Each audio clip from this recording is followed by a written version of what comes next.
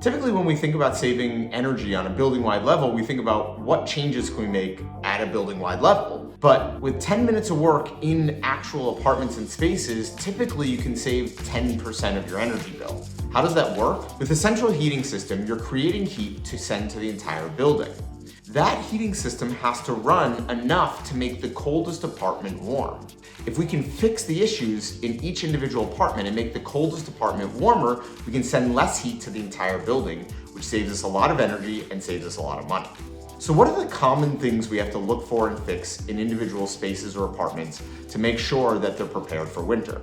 Well, the first one is the most obvious, and it's just making sure windows are closed. I know it sounds crazy, but you'd be shocked at the percentage of windows that are just slightly open at the top and bottom. The next thing that's the biggest offender in most units is window ACs. I hear this all the time. Owners and operators of buildings say to me, it's not my responsibility, that's the tenant's responsibility to take their AC out or deal with it. I say that's true, except it's probably costing you $20,000 to $30,000 more on your entire building energy bill because they're being left in. My recommendation is you either take the window ACs out for your tenants and put them back in the spring, or you buy a high R insulation AC cover that properly seals off the window AC. They usually cost about $40 to $60, and they will pay you back about 10 times that on your central heating bill.